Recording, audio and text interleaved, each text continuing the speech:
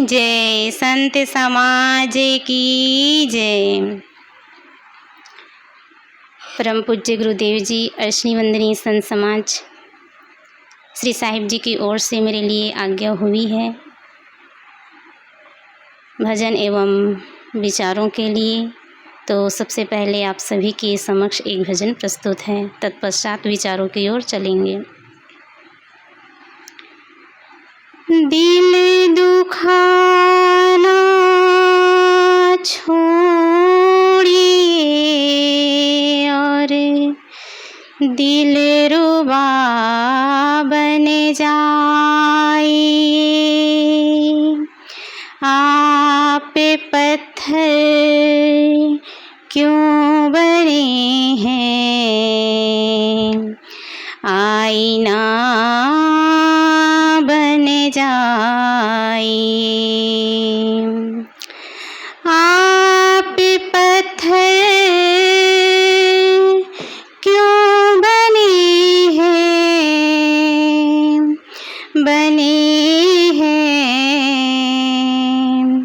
आईना बन जाइए।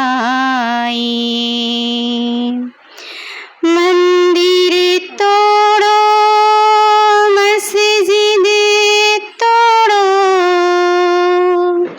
मंदिर तोड़ो, मस्जिद तोड़ो, तो कुछ नहीं मुज़ाका है, पर किसी का दिल मत तोड़ो। ये घर खास खुदा का है, ये घर खास खुदा का है। नहीं चाहिए दिल दुखाना किसी का, नहीं चाहिए दिल दुखाना किसी का। सदा ना रहा है, सदा ना रहेगा जमाना किसी का। नहीं चाहिए दिल दुखाना किसी का। आएगा बुलावा तो जाना पड़ेगा, आखिर में तुझको ही सर झुकाना पड़ेगा। आएगा बुलावा तो जाना पड़ेगा, आखिर में तुझको ही सर झुकाना पड़ेगा। वहाँ ना चलेगा, वहाँ ना चलेगा बहाना किसी का। नहीं चाहिए दिल दुखाना किसी का, नहीं चाहिए दिल दुखाना किसी का। शोहरत तुम्हारी बह जाएगी, दौलत यहीं पर रह जाएगी। शोहरत तुम्हारी बह जाएगी, दौलत यहीं पर रह जाएगी।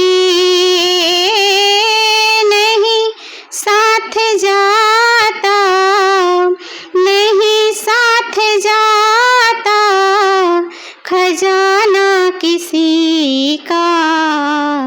नहीं चाहिए दिल दुखाना किसी का, नहीं चाहिए दिल दुखाना किसी का।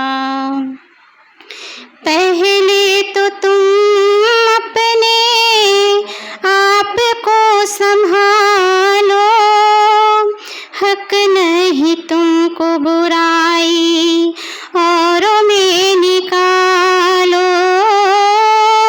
पहले तो तुम अपने आप को संभालो, हक नहीं तुमको बुराई औरों में निकालो। बुरा है बुरा जग में, बुरा है बुरा जग में, बताना किसी का। नहीं चाहिए दिल दुखाना किसी का, नहीं चाहिए दिल दुखाना किसी का। दुनिया का गुलशन सदा ही रहेगा, ये तो जहां में लगा ही रहेगा। दुनिया का गुलशन सदा ही रहेगा, ये तो जहां में लगा ही रहेगा। आना किसी का जग में, आना किसी का जग में, जाना किसी का। नहीं चाहिए दिल दुखाना किसी का, नहीं चाहिए दिल दुखाना किसी का। सदा ना रहा है, सदा ना रहेगा, जमाना किसी का। नहीं चाहिए दिल दुखाना किसी का, नहीं चाहिए दिल दुखाना किसी का। बोलिए सद्गुरुदेव की जय।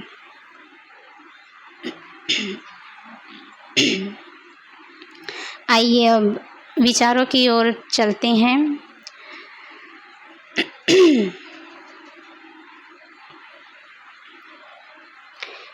संग का प्रभाव भौतिक पदार्थों पर और प्राणी जगत दोनों पर पड़ता है। भौतिक पदार्थों पर कैसे पड़ता है, आइए इसे एग्जाम्पल के माध्यम से समझते हैं।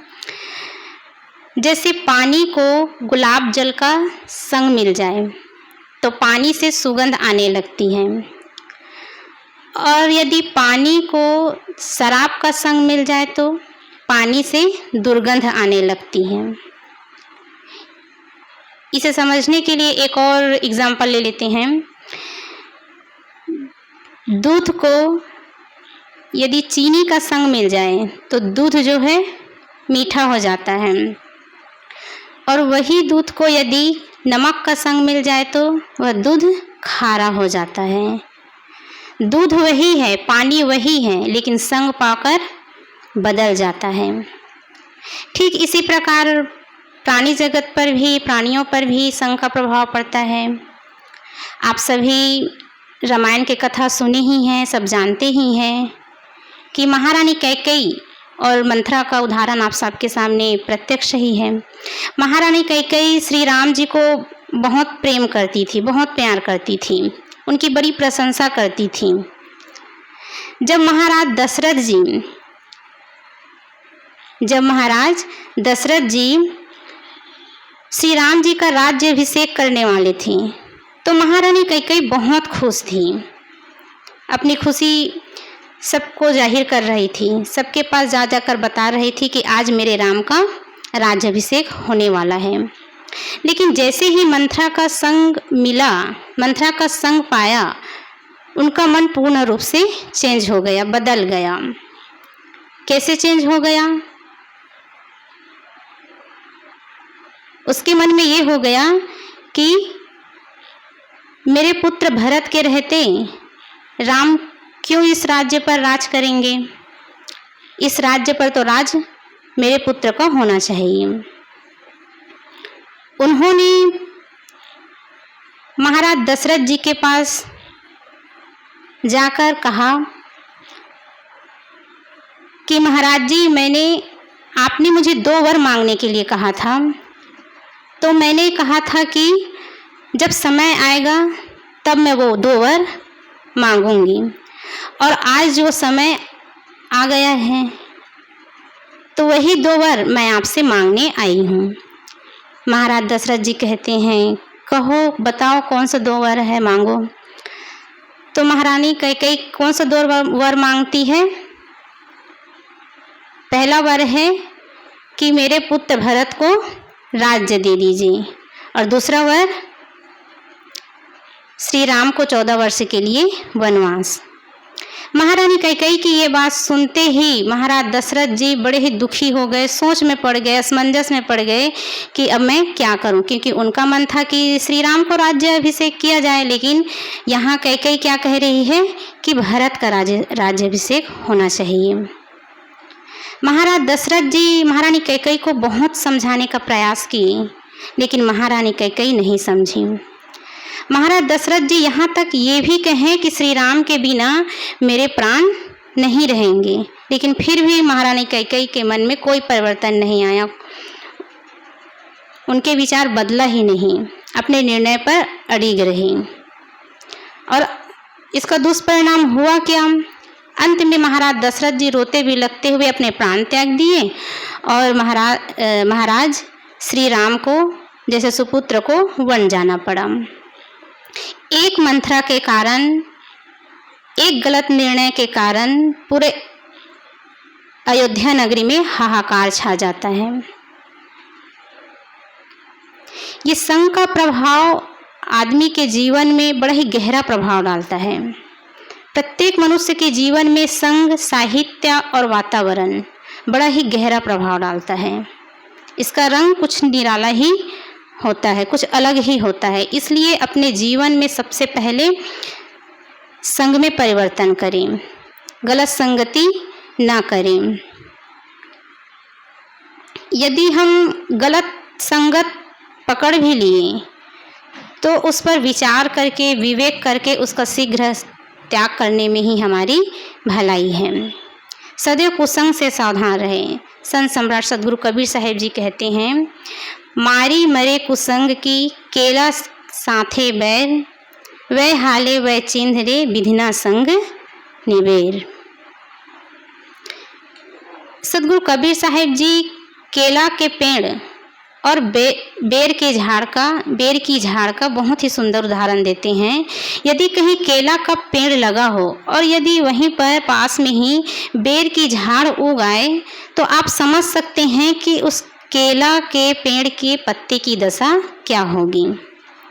जब हवा चलेगी, केला पेड़ के पत्ते जब हिलते जाएंगे तो उस बेर की झाड़ से टकराते जाएंगे, और टकराते जाएंगे तो जो झाड़ में तो कांटेदार झाड़ियाँ होती हैं वो क्या करते जाएंगे, उसे फाड़ते जाएंगे।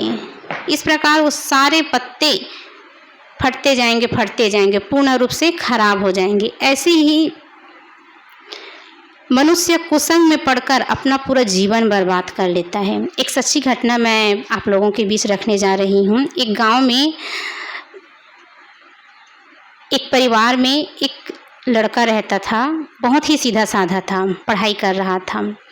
और जस्ट उसके पड़ोसी में भी एक लड़का रहता था जो पढ़ाई नहीं करता था, पढ़ाई छोड़ दिया था और वो कुकर्म में लग गया था, दुर्व्यसनी था, चोरी करता था, शराब पीता था, जुआ खेलता था, कई प्रकार के दुर्व्यसन में डूबा हुआ था।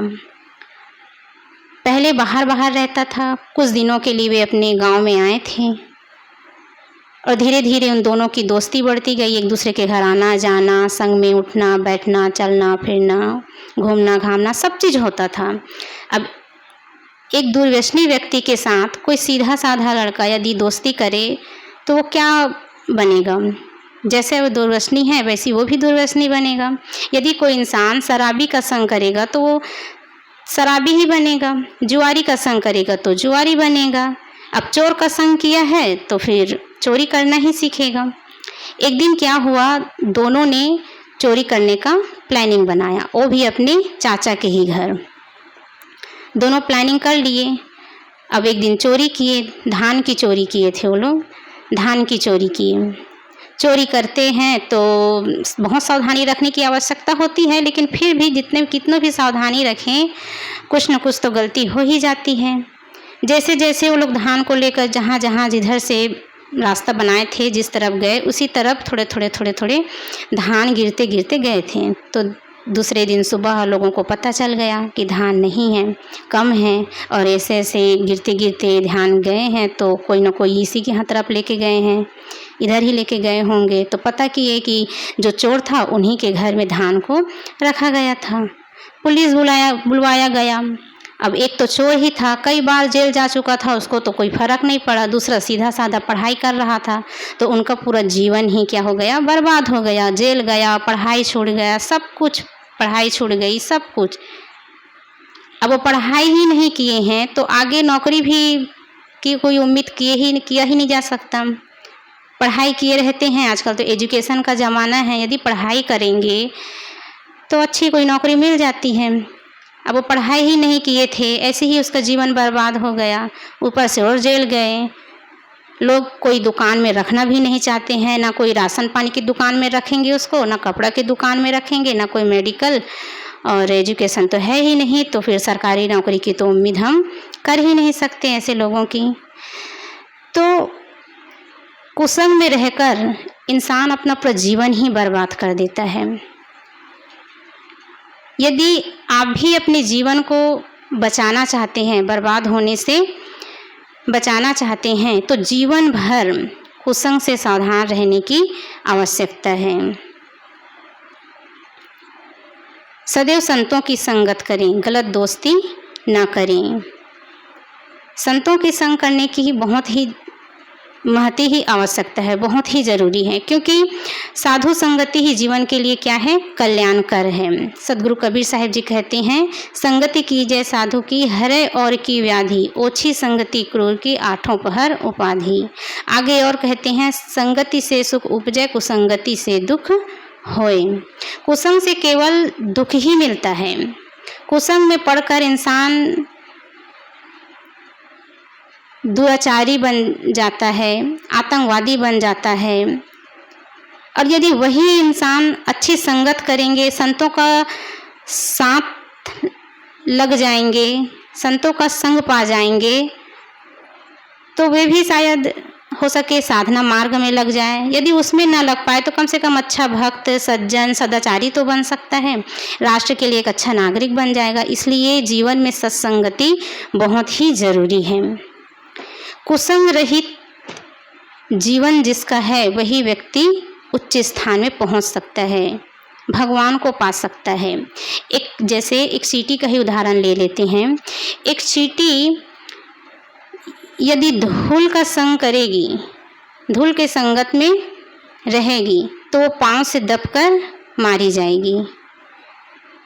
यदि चींटी जलती हुई लकड़ी का संग करेगी तो जलकर मर जाएगी। और यदि वही चींटी फूल का संग करेगी तो भगवान के ऊपर चढ़ जाएगी। क्योंकि लोग भगवान के पास जाते हैं तो क्या लेकर जाते हैं, फूल लेकर जाते हैं। आप कोई भी मंदिर देवालय में जाकर देखिए, गेट के सामने फूल के व्यापारी बैठे रहते हैं, अगरबत्ती, नारियल, हार, इन सब के व्यापारी बैठे रहते हैं। यदि चींटी फूल की संगत करेगी तो कहाँ चढ़ जाएगी, भगवान के ऊपर चढ़ जाएगी।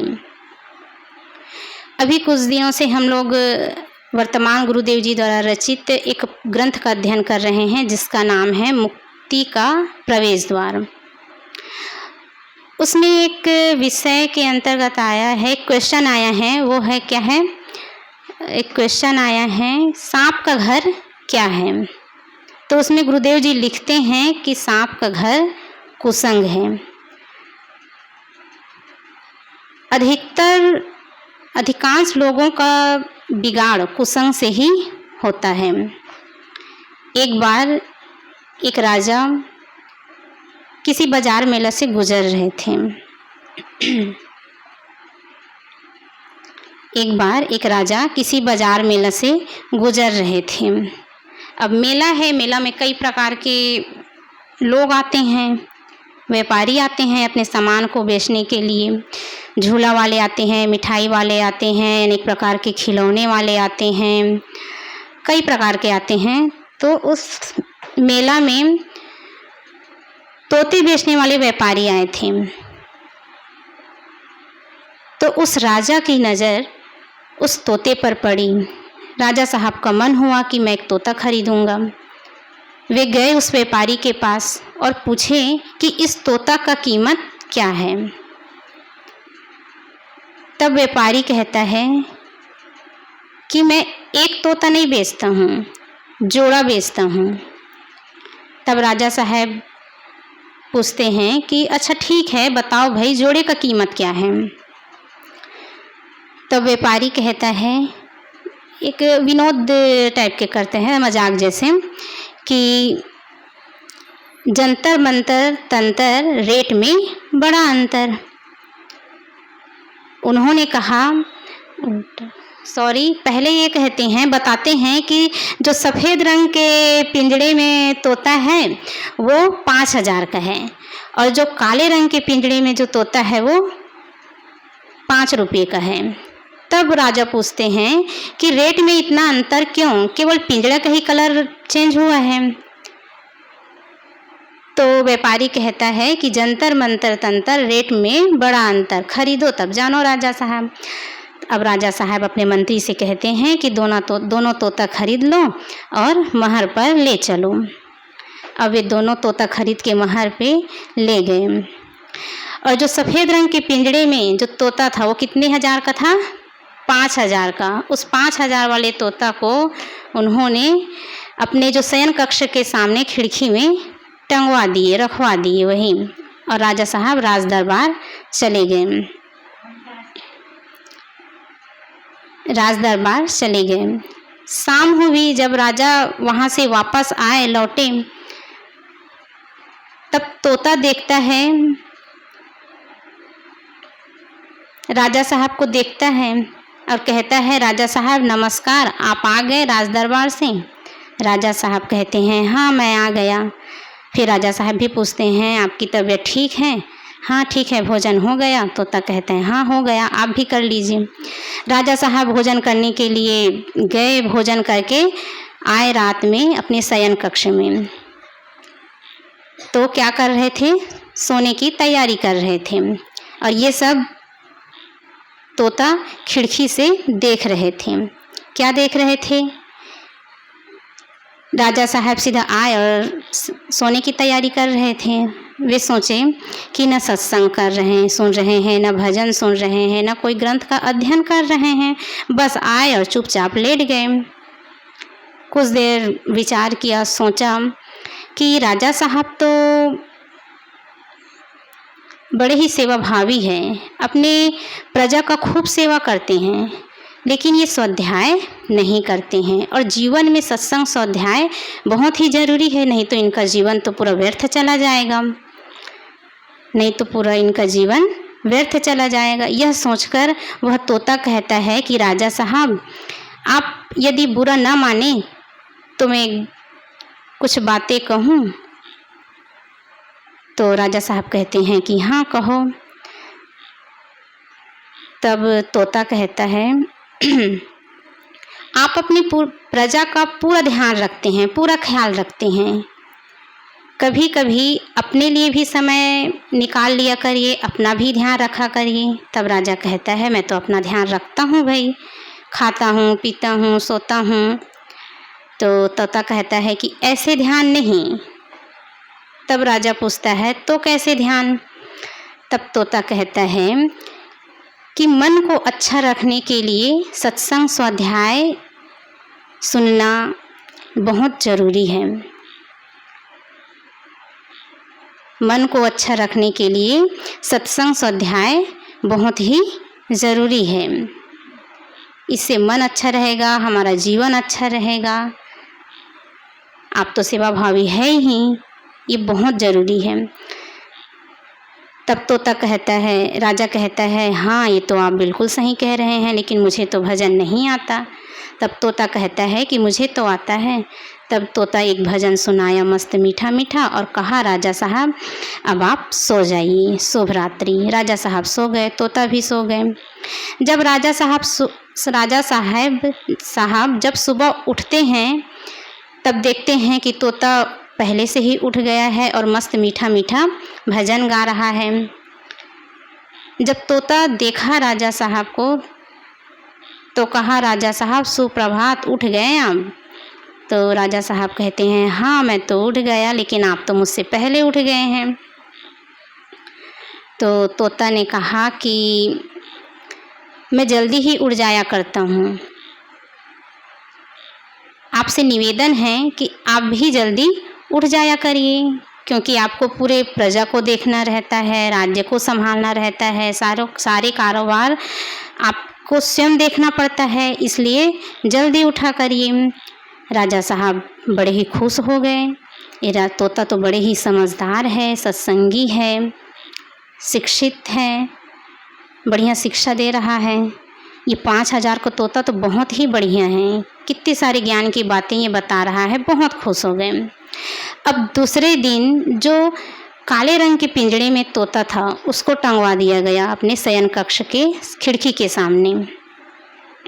राजा साहब टंगवा दिए उसको, फिर राज दरबार चले गए। जब शाम में आए तब देखते हैं कि वो तोता सो रहा था। कौन सा वाला तोता? जो काले रंग के पिंजड़े में जो तोता था वो क्या कर रहा था? सो रहा था। राजा साहब उनके पास गए, उनको उठाए तो तोता दोनों आँख खोला और एकदम गुस्से से देखने लगे। राजा साहब कुछ नहीं बोले और चुपचाप अपने शयन कक्ष में सोने के लिए चले गए, सो गए। जब सुबह उठते हैं राजा साहब तो देखते हैं कि ये तोता सो ही रहा है। राजा साहब सोचते हैं कि हो सके थोड़ा लेट से उठते होंगे, मैं बाद में मिलता हूँ। यह सोच के वे अपने निवृत्त कार्य के लिए इधर उधर चले गए। अब ये तोता सो ही रहा है। देखते देखते 6 से 7, 7 से 8, 8 से 9 बज गए, उठने का नाम ही नहीं ले रहे हैं। अब राजा साहब सोचते हैं अब तो इसको उठाना ही पड़ेगा। पुनः उस तोता के पास राजा साहब पहुँचे और उसको टच किए तो तोता एकदम गुस्सा हो गया। गुस्से के कारण उनके आँख लाल लाल और अनेक प्रकार की गाली गलौज देने लगे। राजा साहब का मन उससे हट गया, नाराज हो गए। ये कैसे तोता है जो गाली गलौज करता है? अपने मंत्री साहब को बुलाए और उनसे कहें कि जाओ इस तोता को महल से बाहर निकाल दो। जो गाली गलौज करता है उसको यहाँ रखने के लायक नहीं है, इसको मैं नहीं रख सकता। तो जो सफ़ेद रंग के पिंजड़े में जो तोता था वो रोने लगा। तब राजा साहब उनसे पूछते हैं कि तू क्यों रो रहा है? सफ़ेद रंग के पिंजड़े में जो तोता था उसको पूछते हैं कि तू क्यों रो रहा है? मैं महल से बाहर तुम्हें थोड़ी ना निकाल रहा हूँ, इसको निकाल रहा हूँ। तब तोता कहता है इसीलिए तो रो रहा हूँ, मुझे भी पता है आप मुझे नहीं निकाल रहे हैं, उसको निकाल रहे हैं। तो राजा साहब पूछते हैं तो इससे तेरा क्या रिश्ता है? तब वो कहता है कि ये मेरा छोटा भाई है। राजा साहब कहते हैं अरे ये तुम्हारा छोटा भाई है? तो तुम तो बड़े ही ज्ञानी हो, समझदार हो, अच्छे अच्छे ज्ञान की बातें बताते हो, लेकिन ये तो गाली गलौज करता है। तब वो सफ़ेद रंग के पिंजड़ा में जो तोता था वो कहता है राजा साहब ये इसकी गलती नहीं है। तब राजा साहब कहते हैं तो क्या तेरी गलती है? तब तोता कहता है नहीं ये मेरी भी गलती नहीं है। तब राजा साहब कहते हैं तो क्या मेरी गलती है?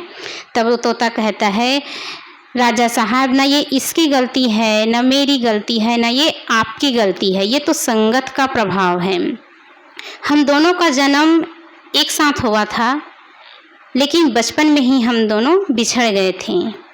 मैं एक साधु के कुटिया में चला गया था, जहाँ प्रतिदिन भजन सत्संग होता है, इसलिए मैं मीठा मीठा भजन गाना सीख गया, अच्छे अच्छे ज्ञान की बातें सीख गया। और ये एक ऐसे घर में चला गया जहाँ रोज लड़ाई झगड़ा मारपीट होती थी, इसलिए यही सब सीख गया। तोता पक्षी बोलता तो नहीं है, ये केवल लोगों को समझाने के लिए हैं। जब तोता पक्षी के जीवन में संगत का ऐसा असर पड़ सकता है, तो मनुष्य के जीवन में क्यों नहीं। एक तोता पक्षी संत के संगत में आकर बढ़िया मीठा मीठा भजन गाना सीख गए, समय से उठना बैठना सोना जागना सब कुछ सीख गए, तो मनुष्य भी सीख सकता है। इसलिए अच्छी संगति करने की आवश्यकता है। ये तो हो गया संग का प्रभाव। और मनुष्य के जीवन में साहित्य का ही प्रभाव पड़ता है। अनेक प्रकार के ग्रंथ हैं, अनेक प्रकार के ग्रंथ हैं। कई ग्रंथ ऐसे होते हैं जो भटकाने वाले होते हैं। उनमें लिखित बातों का यदि विवेक विचार नहीं करेंगे तो लोगों का मन ज़रूर भटक जाएगा। और कई ग्रंथ ऐसे होते हैं जिसे पढ़ने से हमारा जीवन सुधर जाता है, परिवर्तन हो जाता है। उसमें जड़ चेतन का, उसको अध्ययन करने से जड़ चेतन का बोध हो जाता है, विश्व के शाश्वत नियम को समझ पाते हैं, सार असार की बातों को समझ पाते हैं। इसलिए ऐसे ग्रंथों का अध्ययन करें जिसमें हमारा हित हो।